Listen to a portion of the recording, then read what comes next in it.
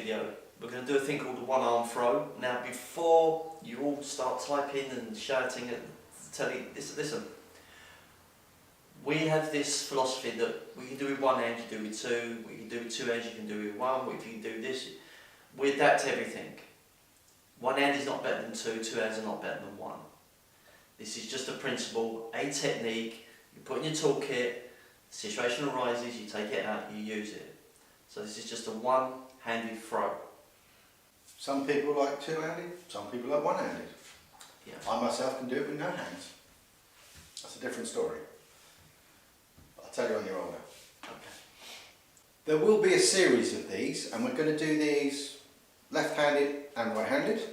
So that's camera right, camera left for you. This is a two-handed throw, which we're going to adapt. I may be holding something in my hand, like my phone, because I'm never on my phone, am I? He's not answering that question. It might be I have to look after somebody, do like a protection scenario. Knowing me, I've probably injured it again, so I can't use it. Whatever the scenario. The standard one, do the classic attack for me. So you've got to stand over there, then do a nice long lunge punch. So I've got time to prepare, because everybody attacks you like this. Okay. But just for the sake of this, if this was a standard technique, he would do that. I could see this, I would then push it to the side, I would bring that down, I would change my grip, round the neck, lock him off, and I'm going to take this off here, and then I would do my throw. Good drill to get used to the movement. Did you get attacked by people like that? No. No. This is my preferred walking, so this arm is now out of the equation. So if he's punching, it can be any punch, I may have to move. This would just be, just to clear it, whatever it is. I'm going to push this over. Now his arm wasn't going where I wanted to do, so I had to actually physically move it out of the way. I'm going to strike that in. As you know, we like to strike to put our cane on something, not place it, because that gives you an extra distraction and technique.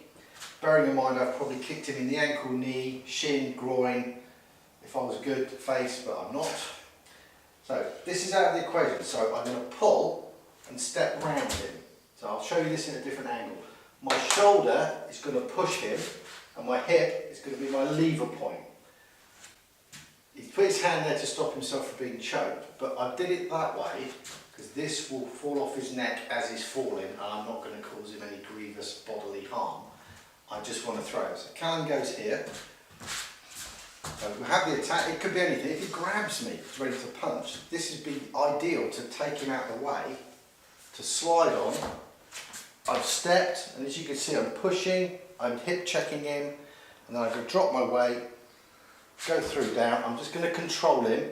You see, if he lets go of his hand, the cane's come off, which is what I want, and then I would let go and drop him on the floor, but I shan't. Okay. That's why I've done it this way. If it was two-handed, that would be severely locked on. Left-handed. So I'm covered, taking it, I'm pushing it. I'm controlling the arm out of the way. I'm striking. Now you can see this is going to be slightly different. So as I'm pulling, I'm actually going to pull him over my leg this time. He's trying to twist out the way. I'm going to stop there, because the next point from this point is to just drop the tip of the cane onto the floor. And that will really arch his back and drop him down quite nasty. He won't have a proper breakfall there. So it works well with the left hand as well. Practice both sides. If I'm carrying something heavy, I carry it with my stronger arm. So this will go in my left hand. It's situational dependent as well. But what's that I hear you say? What if you're holding the cane this way around? Nobody shouted it. So we'll do it from a grab again. So this fan technique will strike him and hopefully clear him off the grab. That's going to come in. If I start, fall damn you, it's not going to work. So this is where I need to step in. Okay, so you can see what happened there. I have to get as close as possibly in, and the trick to this is to keep your elbow tucked in. If I'm here and pushing, he's giving me that WTF look. If my elbow's in and I'm doing it, I've restricted his movement, and as you can see, he's going over. Even though I've changed my grip, the technique technically hasn't changed. Now let's see what Kev's going to do to me. And again, in the chair, technique's going to change totally. So let's just have a look at the principle here. We're going to bring Chris in. Oi. Hello, mate. Just going to use bare hand.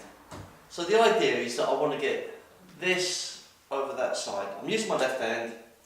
From here, if I try just doing that, no chance. If I try to pull through, I've a bit of luck there. If I control the neck, I've got a bit more luck. Back of the head. A lot more luck. Yeah. I go right to the top of the head. A hell of a lot more luck. So the principle is, I want to do this to get him into me. And it just so happens that on the cane, I've got this bit here. So Chris is coming through, and we're going to look to get fairly high up. Going to bring the cane mid-shaft grip. Now, for me, I don't really want him anywhere near me. I could go to the side. If I come this side, I've got a little wince because tip of this cane hit this part of his neck, which is a nice little nerve bundle. If I've got the cane with the crook on a different bit, it changes. Again, I've got the hit on, which is on the carotid artery. If you stop the carotid artery, they pass out. That's why a choke works. It's nothing to do with the airway, it's to do with blood supply. So you come through, I'm there. Now if I'm using one hand, I'm going to turn the cane like this, so it's digging in. Automatically he grimaced. The mouth went, his head went. He's now, believe it or not, off balance. So I can then just bring everything closer to my body. And I'm not putting any pressure, I'm really not putting any pressure on that. My cane.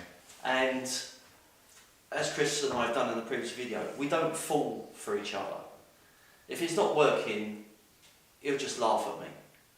So it was just that turning motion, if you're in a chair, actually works a lot better by just, feel it? And bring your elbow in as well.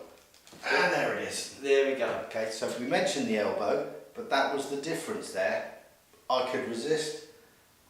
It was harder work for me to resist once the elbow's tucked in. If Chris is further away from me, even if my elbow is in, It's getting uncomfortable. it's getting uncomfortable, but I haven't got the same control. If we've got him real close and he's got maybe a stranglehold on, Grrr. right? Yeah, I'm tempted to do this one hand for up, yeah. Was that hat or head? Okay. I'm not a pirate. But I just go for the roots. To be honest with you. Didn't know. Didn't hurt. Didn't look like it hurt. Nah. Shall I get me other cane to see if it really hurts? You ain't man enough. So we've got the one hand. But all we're doing is, rather than bringing our body in closer, we'll bring our wrist and elbow in line, bring it back to the body as much as we can for control. But we're just giving it that little twist, and that makes all the difference. So it did work. Told you it would. Thanks for watching the video, we hope you like it, and we look forward to hearing from you. Please subscribe to our channel if you haven't done so already. If you want to look as smart as we do, don't forget to check out the merchandise on Teesprings. Check out our social media accounts, see what's going on in the world of Sons of Cane. Hit that bell and free the fear.